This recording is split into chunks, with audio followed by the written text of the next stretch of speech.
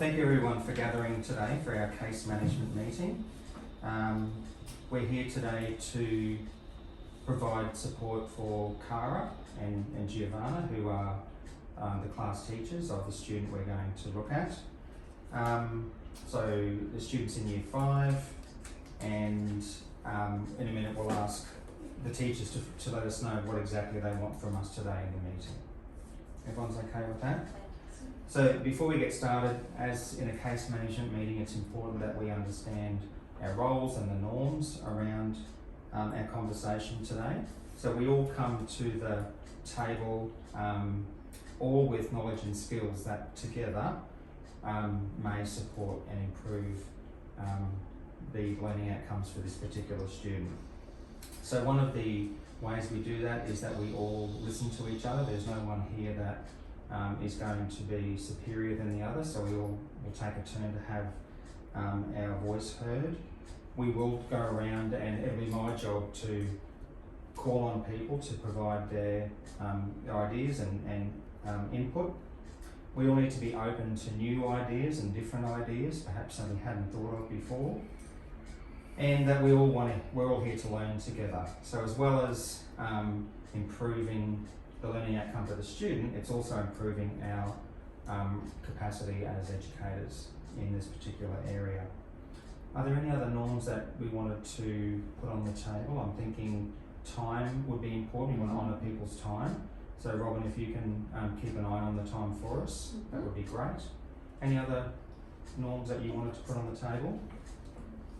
Okay, all right, so thank you for that. So I'm going to hand over to Cara, a classroom teacher, to provide some background information on the particular student that we're talking about today. Thanks, Cara. Thank you, Gavin. I'm just here to seek some support for a student in Year 5 called Eamon. Just a bit of background on him. He's what you'd sum up as a country kid. His reading and writing over the past few years has been at a developing level. It's great to see him developing confidence in his oracy skills in class. He's offering to answer questions in small groups and whole class, and even reading aloud as well. His parents are very supportive and do a lot of work with him at home, but at the Year 4 level, because there are gaps identified, so English and maths they work with him on. For his writing overall, 2021 he was at an 8 as the final score. 2021 he came to a 10, so that's in a year, jumped up 2, and then 2022 has regressed to a 9 overall, so not much movement or improvement in some areas. So that's specific to writing? Yes. That is. So it's great to hear that he's improved with his oracy skills, because we know that oracy will help with his writing. Great that he's got support of parents. What are his interests? You mentioned he's a country kid. What are his interests that he brings to the learning? He enjoys anything hands-on, loves the outdoors. He is very interested in fishing, getting out and about, loves sport. Great. That information can be helpful in some of the strategies we might put forward today. Anyone around the table have any questions for Cara around Eamon that they're curious about? Not at this stage. No? Okay. So Cara, you brought a sample of writing for us all to have a look at today. Yes. Could you just give the team an overview of the task, its purpose, how it was taught and introduced, please?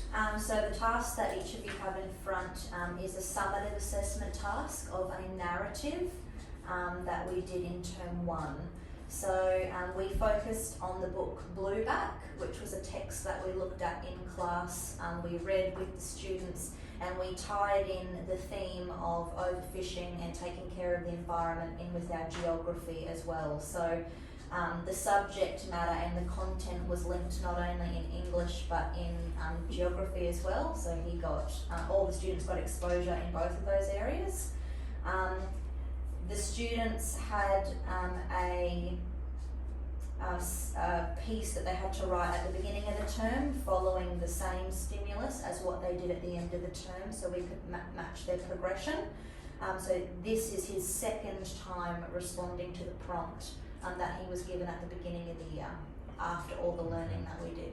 So you did some pre-writing Yeah. and then looked at Looked at where, summative. yeah. Great. Yeah, so we looked first, did the pre-writing, we got area and direction from teaching, for the first, and we identified a lot of gaps such as sentence structure, which then we looked at implementing some support in for our students. So apart from sentence structure, were there any other writing conventions that you were specifically focused on? Yes, it was so we were focusing on micro events leading up to a reaction. So Okay. it wasn't a whole narrative that we're looking at, so it's a little bit different. So with Joe Rossbridge in our planning, we looked at breaking it up into two phases. So we looked at teaching the events phase and then the reaction to the events. Right. So the students should have presented us with about 2 paragraphs. One was the event, following on from the prompt, and the second paragraph should be the reaction to the event that occurred. Great, thank you for that. Robin and Marita, any questions around the task or the piece of writing that is going to be helpful for you when we read it in a minute? Just wondering, was there a word wall that he could refer to, or was he able to use the text beside him when he was writing? So we had some word walls of possible verbs that you would see in the reaction section and the events section. He didn't have access to the text because I guess we had read it by then and it was covered in other things. Okay, Yeah. thank you. You mentioned a prompt. Was there a stimulus or Yes, something? so there was, we actually used the first couple of sentences of the Blue Back book as the prompt, and they were able to take the story wherever they wanted from the beginning, as well as a picture that was included as well. And just to also add, the audience was children of the same age. Right, Thank you. great. Right, thank you for that. That's really good to understand the background and purpose of this text. We'll just give everyone, will 2 minutes be enough to read Yep. through? And what we're looking for, Eamon's strengths in his writing, and the areas of need, and then what we think might be the next step to help him improve. So I'll just give everyone 2 minutes. Robin, if you can keep an eye on the time, that'd be great.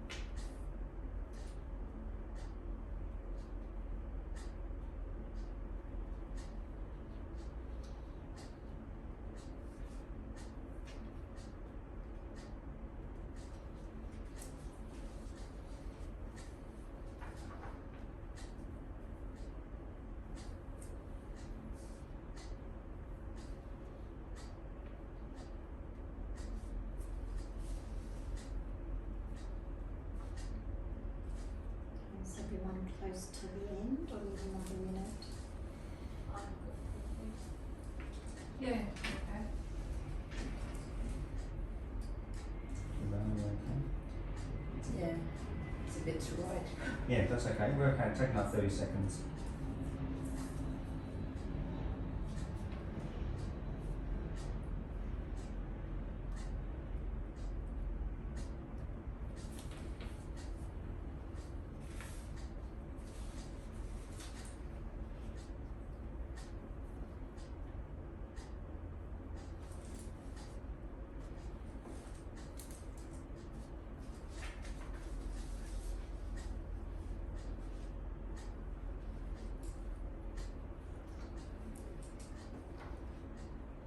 Okay.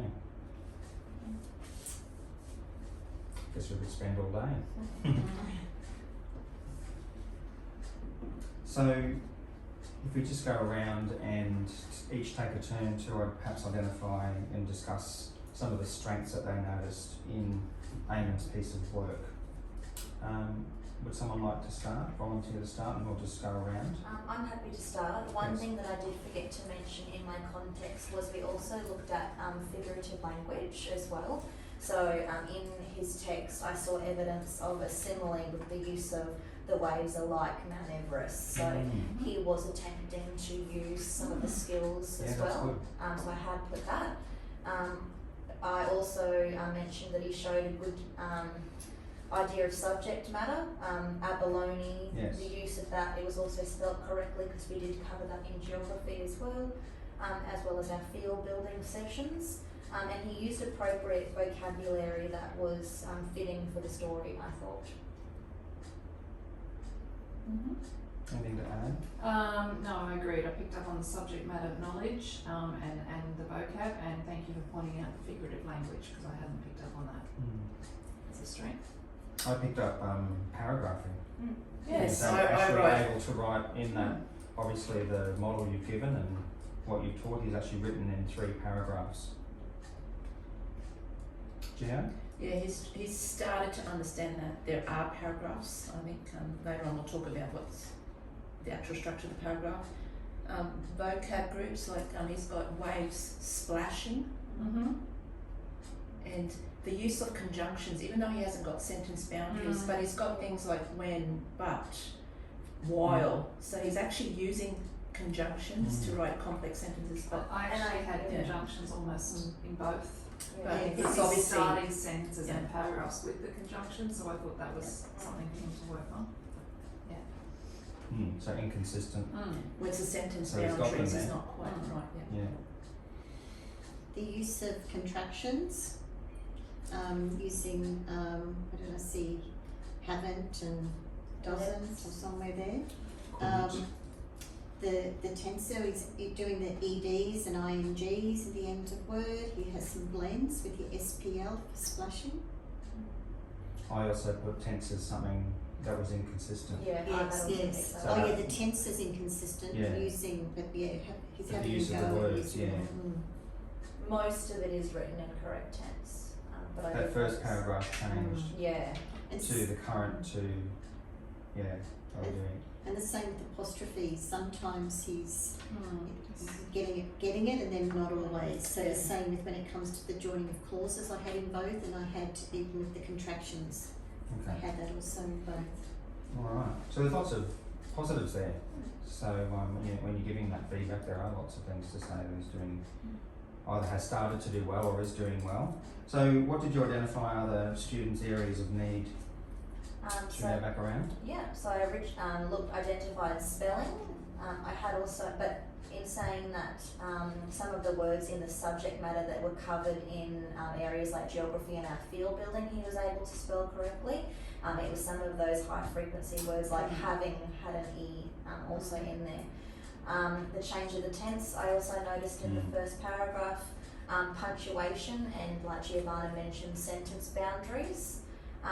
He has a lot of overuse of connectives, so particularly in the second paragraph I actually underlined all the buts and ands and so's, so it's just being wary of when to use those and like Giovanna said, that sentence boundary. Okay. I agree, the most obvious one for me was sentence structure. I think that first paragraph Is one sentence. is all one That's it. sentence.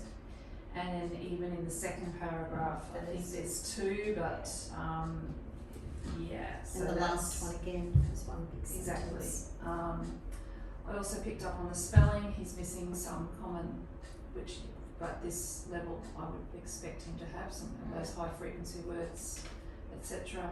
Some of his phonemic so I'm wondering about in his spelling. Punctuation, and I'm also wondering about his editing.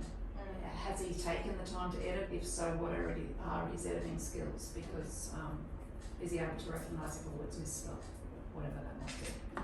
And building on that, Maria, he has crossed out some, Yes, Words, that's true. so there has been some of that, but I would say inconsistently. And I'm also wondering, Gavin, just to add, if that was during writing that he was doing that editing, if Yeah, he was that's- editing Yes, as he was went, going. rather than at the end. I can see that, you can't see on yours, but Dora has been written in red on my master copy, so I see maybe there might have been an attempt to edit, Okay. but in general he hasn't looked much over it. Gio? So I've got here, proper nouns, he's putting capitals Inconsistent. consistently, Mm. and then some of the proper nouns he's not even using. Contractions for possessive, because that's a year 5 thing starting, so there's a couple of times there, like Abel's mum, he hasn't got, so he's got contractions but not for possessive. In terms of paragraphs, if you read the paragraph, the actual structure of the paragraph is inconsistent, so it should have like a topic sentence, I guess, but he's not actually clear. When you read the paragraph, some of it should actually be over 2 paragraphs, especially the ending one. If you look at the last one, like they're on the boat, then they catch a baloney, then they go home to cook it. That's all in 1 paragraph. So this paragraph structure is not quite there. He knows he should add paragraphs, so he's trying to do it, Mm. we're just not sure where. And the last thing is the running sentences, like the and the but. It's because he's running sentences one after the other. Yeah. Okay. So just Alright. with 5 Yep. minutes to go. 5 minutes to go. So you've All right. captured all the Captured points everything. there. Yeah, there's a lot there, isn't it? So, advice, I guess, or ideas around what 1 or 2 areas do you really want that do you think is critical to him improving? What would you like? So I think sentence structure is definitely something that needs to be covered. Yeah. And maybe also his, I don't know if he has much awareness, and I think maybe it comes back to editing. Actually looking back and realising that he has written a paragraph as a complete sentence. So sentence structure and editing. Yeah, just start with. Okay. So what instructional approaches or what have you done already to try and address that? So this term with our writing piece, we're actually doing structured peer editing. So where students are given a group of 4 with a peer editing sheet with a checklist and a table to complete, positive things that they've noticed in their writing as well as areas for improvement. So I'm hoping with 3 pieces of feedback from 3 students, Eamon will be able to see across his work what are areas consistently that he's been given feedback on and things that he's doing well. He can have a fixed mindset for feedback, so this will be something that I'm interested in seeing how he takes. So how was the children decided to who to be in that group? So the teachers have decided, so based on, so it's a mixed ability for writing to support all. Another suggestion I was thinking, Cara, would be when we look at how he's structuring or not structuring his sentences, if he understands the difference between, because you said his oracy was one of his strengths and that he was starting to ask questions and that sort of thing. You know, we talk about how we speak being different to how we write. And I just remember Joe Rossbridge showing us a good activity on, which I can find for you, can't think of it off the top of my head. But, you know, when we write formally like this, it is different to how we speak. Well, And I think that will come into the editing, because when you read that, that's really just a conversation rather than a formal piece of writing. So that might be a good thing to look at as well. it's interesting that you say that, because this term, with Joe's support in the planning, we've been looking at spoken like versus written like. Exactly. And this term we've actually been talking about, well, what makes something more spoken like and written like. So I'm looking forward to seeing how that's, if that's done or supported him in his writing at the Good end. to see if that makes an impact.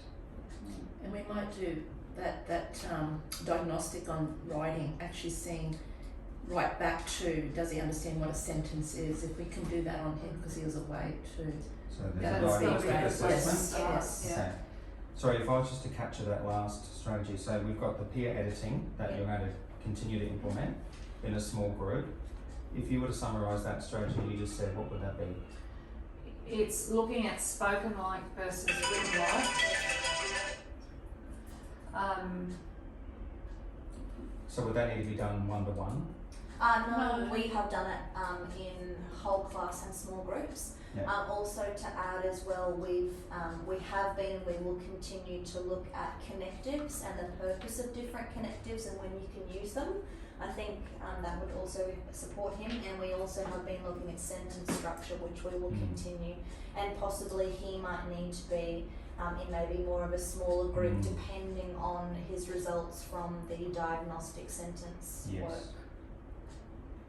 I'm imagining if he had his audience as one of our preppies, and imagine he was putting this together in a picture book, and because it's preppies, there's only be so much that you would put on each, capture one idea and then turn over. So if he had a look at even one of the paragraphs and read through and how much are you going to capture on one page, capture that idea, and then on the next one. So he can see how he needs to break that down That's a and good how idea. you can't go one big Could it really help him with his sentence structure too, possibly? And having, because he's got a Punctuation. buddy, haven't they? The year fives have got prep buddies, so it'd be have someone specific to make it authentic. So All right. much there. There is so much, and are there any resources that you don't have that you will be required to implement some of those strategies? So I don't think at this stage. I think most of the things that we have access to we'll be able to find. Yeah. It's Yeah. just time, Yeah. just seeing how we can schedule it in, so we'll have to come up with what we can do, especially if it's a sprint and we do intensive intervention. And we might be able to make it like, if there might be a couple of kids, perhaps that will make it easier to allocate that time. And it'll probably have to be with a teacher, I'd say, rather than so our scheduling time within your literacy block for him and others, that would be similar. I think that would be more efficient. That's the best. Yeah. Because knowing that we're looking at coming back again, I think we're scheduled about 3 weeks to come on back, so. Which is a good length of time for a learning sprint, and he's brought him to the table today, so I'm assuming this is a priority, so, yeah. Okay. Right, so we're clear on the strategies, we're clear on the resource you need, and if you need anything further, just let us know, and we'll check in with you to see how that's going. Right, we've coming to the end, running out of time. So, looking at our next meeting then, what kind of work samples, will you have another sample to be able to bring back in 3 weeks' time, do you think? With it being the end of the term, End of term? yeah, we will be able to bring a summative assessment that he's done for writing for the next meeting. Great.